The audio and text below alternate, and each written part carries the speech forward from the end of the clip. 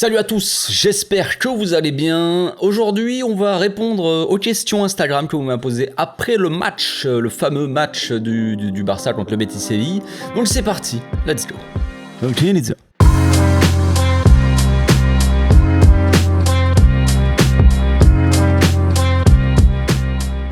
Au passage, n'hésitez pas à vous abonner, liker et commenter. C'est le meilleur moyen de me soutenir et ça fera plaisir à tonton. Bon, je fais ça en freestyle. J'ai rien préparé, je vous avoue, j'ai pas sélectionné de questions. Il y a pas mal de questions, il y en a peut-être une trentaine, 35. Ouais, c'est pas énorme, hein, mais que veux-tu que je te dise, c'est quand même pas mal de questions. Si je dois répondre à chacun, ça va faire très long. Donc on va essayer de sélectionner un petit peu quand même. Donc on commence par la question de Zemanika qui dit: tu penses que c'est plus un effectif insuffisant ou c'est Xavi qui fait n'importe quoi? Force à toi. Merci pour la force, Zemanika. Force à toi aussi en tant que supporter du Barça. On doit se donner de la force parce que c'est compliqué en ce moment, ouais, je sais. Donc bonne question. Bonne question. Est-ce que c'est un effectif insuffisant ou est-ce que c'est Xavi qui fait n'importe quoi? On pourrait dire que c'est un mélange des deux en vrai. C'est un mélange des deux parce que de base, l'effectif, il est plutôt bon, tu vois, en soi, sur le papier. Sur le papier, l'effectif est plutôt bon. On commence à avoir une bonne défense, voilà. Je me répète un peu, j'ai l'impression, mais c'est comme ça, on fait un peu le bilan calmement de tout ce qui s'est passé. Donc la défense, on l'avait perdue, on l'a retrouvée, et on reprend, on se remet d'un coup à rêver d'avoir une bonne défense. C'est magnifique. On a un Ter Stegen Prime qui revient en forme, on a une défense de fer avec Araujo qui revient en forme, Koundé qui revient bien, même si on le sent un peu moins bien que les autres, tu vois, un peu plus émoussé, un peu plus fatigué que Christensen ou Araujo. On a un Christensen qui est plutôt bon, on a un Baldé qui est encore un peu jeune mais qui est très bon, et on a un Jordi Alba qui, pour moi, fait des bons matchs quand même, quoi qu'il arrive. Même si défensivement c'est toujours compliqué, mais c'est Jordi Alba, on le sait très bien. Donc voilà, on a Marcos Alonso qui est mauvais, on a un Sergi Roberto quand même qui est bon en doublure, qui est plutôt bon, un Eric Garcia qui est plutôt mauvais en ce moment et qui ne joue même plus d'ailleurs, ça devient presque inquiétant. Je pense qu'on devrait le voir quand même dans Coupe d'Espagne, tout ça, la semaine prochaine. Et on a un, qu'est-ce que j'ai dit? J'ai dit Bellerin, j'ai dit Marcos Alonso, enfin voilà, c'est un peu les mecs un peu plus en dessous, évidemment, Piquet qui est parti. Voilà, donc on a Busquets, toujours le même problème, Busquets, Frenkie, Busquets, c'est toujours le même problème, épisode comme j'ai dit. C'est compliqué, mais voilà, en soi on a un bon milieu, voilà, et le problème c'est les attaquants. Voilà, ça commence à être en attaque. On avait on s'est dit en début de saison quand même qu'on avait Ferran Torres, Ansu Fati, Lewandowski, Rafinha, Dembélé, Memphis Depay. J'ai tendance à chaque fois l'oublier, mais bon, je l'ai pas oublié. Et on a quand même sur le papier des bons attaquants qui peuvent tourner de temps en temps. Normalement, ça peut faire le taf. Mais il s'avère que non, en fait. Il s'avère que non. Dembélé fait des bons matchs, ça va. En général, c'est quand même lui le mec le plus dangereux, même s'il y a toujours des petits trucs. On peut toujours chipoter et dire que oui, mais on attend un peu plus. Des fois, il fait des mauvais choix. Tout ça, on le sait. On connaît Dembélé, mais on connaît aussi ses qualités. Il a des excellentes qualités, Dembélé, qui fait de lui un des meilleurs ailiers possible, même si voilà. Lewandowski, un des meilleurs buteurs d'Europe, on a un des meilleurs attaquants d'Europe et il est très performant, donc ça va, et après le reste c'est très compliqué. Rafinha, je l'aime bien, il fait des efforts, ça se voit qu'il fait des efforts, il fait des choses bien, mais c'est pas encore le Rafinha qu'on attend, forcément le Rafinha qui doit être aussi cet élément déclencheur, ce mec qui fait des différences devant par la frappe, par la passe. Il le fait de temps en temps, je dis pas le contraire, mais c'est encore trop peu, voilà. Ferran Torres est un flop monumental, pas monumental, je retire ce que j'ai dit. Coutinho était un flop monumental. On va pas comparer les 140 millions mis sur Coutinho avec les... c'est pas non plus de temps varié. Mais Ferran Torres est un flop, hein, voilà, clairement. Memphis c'est un flop, même si au début c'était une floppinette. Memphis au début ça allait bien sous Koeman, tout ça. Depuis qu'il y a Xavi ça ne va plus bien parce que voilà, il a perdu son coach, il a fait venir, tu vois, c'est pas le style que Xavi il attend, tout ça.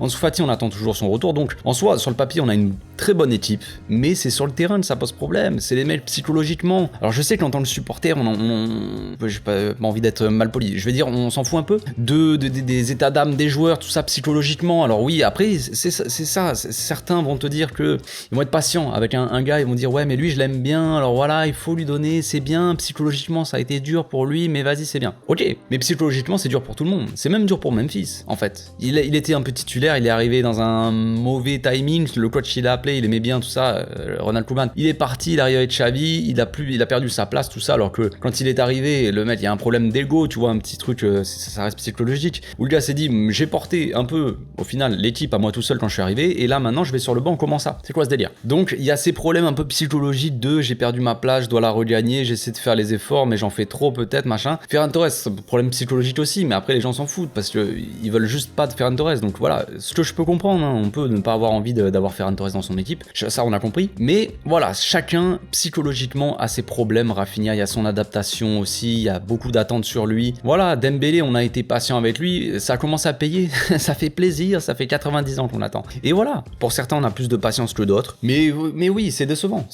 Donc après, Xavi fait les mauvais choix, pour revenir un peu à ta question, parce que j'ai l'impression que je divague déjà, je commence à peine, je divague, c'est pas possible. Est-ce que Xavi fait les mauvais choix? Oui et non, parce que d'un autre côté, tu es obligé de faire tourner ton équipe, mais dès que tu l'as fait tourner, les mecs sont pas foutus d'aligner un pied devant l'autre, donc c'est complexe. T'imagines, t'as une bonne vingtaine de joueurs que tu peux faire jouer, plus personne n'est blessé en fait, quasiment, sauf peut-être des doutes avec Eric Garcia, je sais pas trop, mais les mecs sont peut-être pas à 100%, mais il y a plus de blessures, et en fait, tu peux pas faire tourner, en fait, parce que ton équipe, en fait, les remplaçants, ils sont pas capables de jouer. Marcos Alonso, tu le fais rentrer, il est catastrophique sur tous les matchs où il est rentré, là, les derniers matchs depuis le retour de la Coupe du Monde, il a été mauvais. Ferran Torres, c'est pareil, c'est très mauvais. Ansu Fati, il est bon quand il rentre, tu le mets titulaire le match d'après, il te fait un match un peu mauvais, pas catastrophique, mais mauvais, t'es obligé de le sortir. Voilà, c'est compliqué, en fait. Alors, Xavi, il teste des trucs, il fait des choix qui sont pas forcément les bons, mais d'un autre côté, c'est complexe, hein, ces joueurs, ils sont pas au niveau, quoi. Donc, voilà, question compliquée, réponse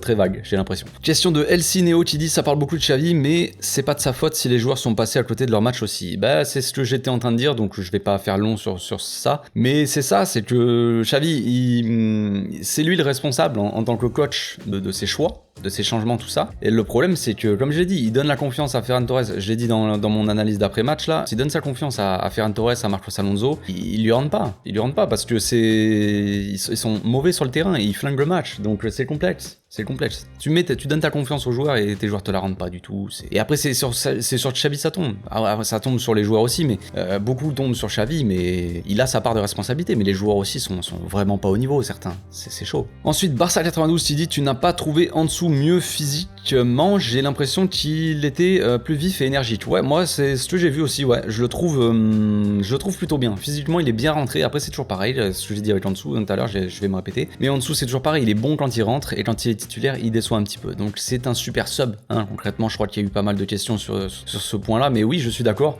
Ansu Fati, pour moi, est un super sub pour le moment. Et c'est ce que je disais il y a quelques vidéos, qu'il faut le faire rentrer de temps en temps, qu'il prenne la confiance comme ça petit à petit. Il rentre contre le Betis Séville, il fait une très bonne rentrée, pas que par rapport à son but, c'est sur ses prises de balles, ses accélérations et tout ça. On l'a senti, comme tu dis, plus vif, plus énergique, un peu mieux physiquement. Et il faut le faire rentrer comme ça, en cours de match, pour qu'il fasse des petites minutes, il ait moins la pression de la titularisation, tu vois, peut-être qu'il y a une petite pression psychologique, le fait d'être titulaire, tu te dis, c'est maintenant ou jamais, faut que je donne tout, tu vois, et tu loupes un peu, tu loupes 2-3 actions, et après tu plombes ton match, là, il rentre, il a pas le temps de réfléchir, Ansu Fati, allez, frérot, tu rentres sur le terrain, et tu me débloques le match, et peut-être qu'il réfléchit moins, je sais pas. Ensuite, on a Jean-Baptiste 4712, c'est ton code de carte bleue? Non, je plaisante, ça va. Qui dit donc Xavi qui sort Dembélé inexplicable. Alors si c'est explicable, Dembélé et Frenkie, comme je l'ai dit dans mon analyse d'après-match, moi c'est pas ce que j'avais pas capté ça en direct live. Les mecs ont eu des gènes, comme je l'ai dit dans mon analyse, donc certains n'y croient pas. Bon, je sais pas quoi faire pour ça, mais en tout cas, c'est ce qui s'est dit, oui. C'est que Dembélé avait des gènes. Donc après, le choix de faire entrer Ferran Torres c'est toujours le même. À la limite, ce que t'aurais pu faire, même si ça aurait pu être vu comme un choix défensif, c'est mettre Baldé. En fait, Baldé à la place de Dembélé. Comme ça, t'as ce côté un peu défensif et t'as quand même la percussion, tu vois. Parce que Ferran Torres n'a pas de percussion, Ferran est rentré, c'était catastrophique. Après, comme je l'ai dit, hein, tu peux pas prévoir que le gars fasse une aussi mauvaise rentrée que ça, c'est quand même chaud. Pour moi, c'est le pire match que j'ai vu de Ferran Torres concrètement. Il a tout perdu, tous les ballons, perdu tout. Il a tout perdu. Ensuite, on a Andrea qui dit la façon de jouer commence à être jolie à voir, non jusqu'à la sortie de Frenkie et Dembouz. Oui. Oui. Après, bon, j'ai vu beaucoup de commentaires là-dessus, comme quoi, quand Frenkie est sorti, quand Busquets il est rentré, on a joué un peu plus bas, soi-disant qu'on a commencé à plus subir, alors que quand tu regardes le match, en soi, si tu restes focus là-dessus, c'est faux. C'est faux, mais d'un autre côté, ce que tu dis, hein, tu n'as pas tort, hein, mais juste, je réponds au truc de on a joué plus bas. On commençait déjà à subir, on commençait déjà à jouer plus bas, et après, Frenkie est sorti, et Dembélé est sorti, et ça n'a pas forcément changé. Quand on regarde les heatmaps de Frenkie et de Busquets, c'est quasiment quasiment identiques en termes de zone de jeu. Frenkie joue un peu plus haut, mais je vais répondre à une autre question aussi. Je crois qu'on m'a posé la question, est-ce que Pedri joue plus haut quand Frenkie est sur le terrain? C'est faux aussi. C'est faux. C'est possible à certains moments. Ça a été vrai contre l'Atlético Madrid quand il y avait un double pivot Frenkie Busquets, mais contre le Betis c'était faux. C'est faux parce que on le voit très bien sur certaines actions. Pedri, il y a carrément un moment où il est en 6 à la place de Busquets, et Frenkie à la place de Pedri, il est très haut. Donc c'est pas vrai, ça se vérifie pas forcément ça. C'est un peu ce qui se dit, c'est le truc facile on va dire. Tu dis ça comme ça, mais non. Quand tu regardes bien, non. Mais pour revenir à ta question, oui, quand Frenkie est sorti et Dembélé est sorti, Frenkie il a tendance à jouer plus haut que Busquets, hein, quand même si Pedri doit compenser. Ce qui fait que peut-être, ça te permet de jouer plus haut et de faire à la perte de balle, quoi, t'as un contre-pressing plus efficace parce que ton équipe elle est plus haute sur le terrain, quoi. Quand Busquets joue, peut-être que c'est un peu plus bas, mais pas forcément plus que ça. Et puis après Dembélé la sortie, forcément. Quand t'as ton arme principale, la plus dangereuse, qui sort en attaque, tu es forcément moins dangereux et l'équipe adverse elle a moins peur de toi et elle a moins peur de jouer haut aussi. C'est ça aussi. Ça parle de l'entrée de Busquets, ça a fait baisser l'équipe, mais c'est l'entrée de Dembélé aussi. Parce que Dembélé, quand il part en profondeur, crois-moi que l'arrière droit, il lui faut une bonne marge pour pas se faire prendre de vitesse de Dembélé, par Dembélé. Alors que Ferran Torres, il peut être à niveau, même si Ferran Torres il court pas, il a pas la vitesse de Busquets, mais tu vois ce que je veux dire. Question de Diogo06 qui dit: comment se fait-il que Pablo Torre ne joue pas après tous ces bons matchs? Là, Pablo Torre, c'était pas le bon match pour rentrer en soi. Quand on voit la physionomie du match, je pense pas que ça soit la bonne solution de faire entrer Pablo Torre. C'est pareil pour la finale, là, ça me paraît peu évident. Si tu gagnes 3-0 dans le Betis Séville, tu peux faire entrer Pablo Torre dans les 10-15 dernières minutes. Là, c'était pas, pour moi, c'était pas le match. Voilà. Mais je pense qu'on le verra en Coupe d'Espagne la semaine prochaine, titulaire même. Il y a de très fortes chances. Question de Teddy ensuite, qui dit: Koundé fait peur à des moments. Ouais, il y a certains moments où il fait un peu peur. Je pense qu'il manque d'attention. Je pense que c'est peut-être une question de fraîcheur physique. Vous savez, quand vous êtes plus frais physiquement, tu perds un peu tes. J'ai plus le mot évidemment, forcément, il fallait que ça m'arrive. T'es moins frais, tu fais des choix des mauvais choix en fait. T'es moins frais dans ta tête. Quand t'es moins frais physiquement, tu peux faire des petites erreurs d'inattention. Donc c'est ce qui s'est passé un peu avec Koundé par moment. C'est ce qui se passe un peu avec Koundé depuis ce retour de Coupe du Monde. Voilà, mais je l'ai trouvé bon dans l'Axe Koundé. Il a fait quelques erreurs, oui, mais je l'ai trouvé plutôt bon. Il a bien anticipé, il a sorti un très bon match, je trouve. Ensuite, question de Derka qui dit: je pense que Dembélé devrait jouer à gauche et en dessous devrait entrer en cours de match. Et toi? Exactement. Et après, il y a Babsni77 qui dit aussi: en dessous meilleur en super sub. Ouais, voilà, c'est ça. C'est que Ansu Fati, pour moi, il est meilleur en super sub pour le moment. Il faut qu'il reprenne la confiance comme ça, comme je l'ai dit tout à l'heure. Il faut qu'il rentre, qu'il marque, qu'il claque, et puis voilà. Mais t'as compris, je pense qu'il est mieux comme ça pour le moment. Et Dembélé qui devrait jouer à gauche, franchement, c'est pas trop mal, hein. Dembélé à gauche, c'était pas fameux jusque-là. Là, il nous a prouvé le contraire hier. Bon, après, à voir contre le Real s'il joue à gauche, si Rafinha joue à droite, ou alors si on retrouve un Pedri faux ailier, tout ça. J'y crois pas trop, vu les transitions défensives qu'on peut se frapper. J'y crois pas trop. Donc je pense qu'on peut retrouver un Rafinha, Lewandowski, Dembélé contre le Real. Ouais. Et Dembélé joue à gauche, il est plutôt bon. Ouais. Donc autant y aller, autant continuer. Ensuite, question de Mas Tiongan qui dit: dans ce match, est-ce que Xavi pensait qu'il était déjà en finale? C'est très possible. Après, comme je l'ai dit, réexpliquer, les entrées, les changements sont dus aux problèmes physiques. Peut-être pas que, mais ils sont dus aux problèmes physiques. Est-ce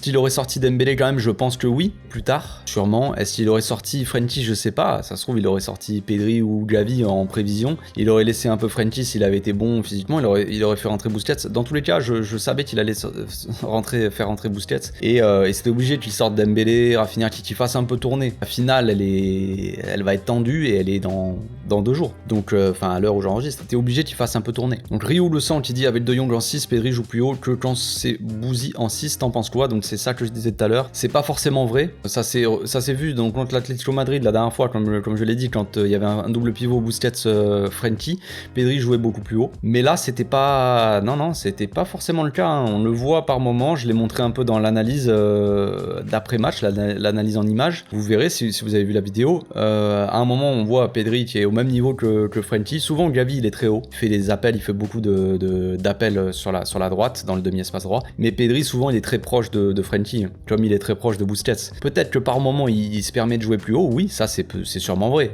On va pas non plus abuser. Je pense qu'il a moins peur des replis défensifs quand c'est Frenkie. Mais Frenkie, ça lui arrive de faire des petites erreurs de passe aussi, comme on l'a vu contre le Betis, où il met l'équipe un peu dans la mouise. À un moment, il y a une passe de Frenkie, alors j'ai pas le minutage, mais les gars, si vous pouvez revoir le match d'ailleurs, hein, si vous voulez aller revoir le match, vérifiez bien un peu le placement de Pedri, tout ça. À un moment, il y a Frenkie qui loupe une passe à 2 mètres de lui pour Pedri, et Pedri est plus bas que lui, hein, ou au même niveau, tu vois. Et il y a des moments, comme je l'ai dit tout à l'heure, où Pedri il est placé en 6, et quand Frenkie est plus haut. Donc il s'échange un peu les postes. Donc ça arrive quand même que Pedri joue assez bas, hein, même avec Frenkie. Ensuite, on a une longue question de Greg qui dit je suis du genre patient et optimiste, je veux toujours laisser le temps aux joueurs, mais là Ferran c'est plus possible, c'est même pas une question de physique ou technique, mais de mental, je ne le vois pas avoir le caractère pour s'imposer dans cette équipe. Oui, c'est possible. J'espère que tu auras autant la patience pour Ansu Fati.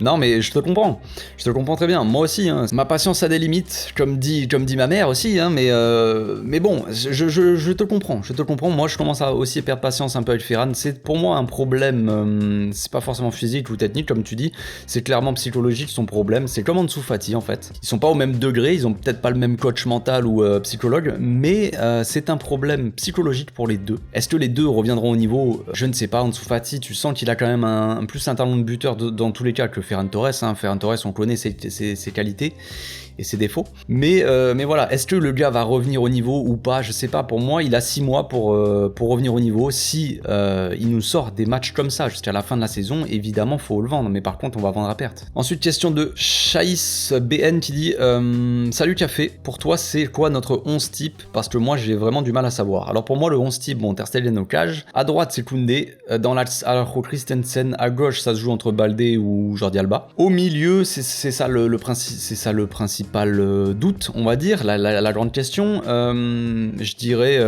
quand on voit le temps de jeu, je dirais Busquets qui a un temps de jeu légèrement supérieur à Frenkie. À voir avec les minutes d'hier, mais je pense qu'ils ont joué quasiment le même nombre de minutes, donc Busquets c'est toujours à plus de minutes que Frenkie. Après, je crois que au milieu, je crois que Pedri, de toute façon Pedri est un des joueurs qui a le plus de minutes. Et après, j'ai un doute entre Gavi et Frenkie, donc ça se joue entre les deux. Mais voilà, de toute façon, il y a de rotation très claire entre Frenkie et Busquets, même si les supporters n'y croient pas ou trouvent que voilà, Frenkie, libérez Frenkie, non.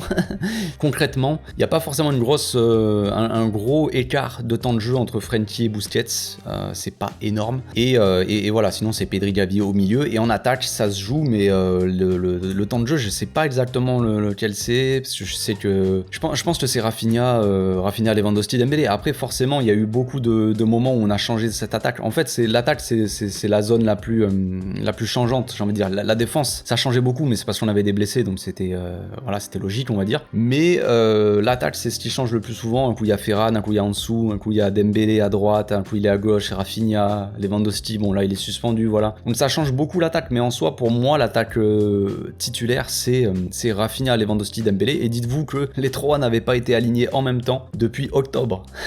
Ça, c'est énorme. Voilà, j'ai fini pour aujourd'hui, les gars. Je pense que j'ai fait le tour des questions. On se retrouve bientôt pour une nouvelle vidéo, l'avant-match du Classico. D'ici là, portez-vous bien. Passez une très bonne journée. Ciao.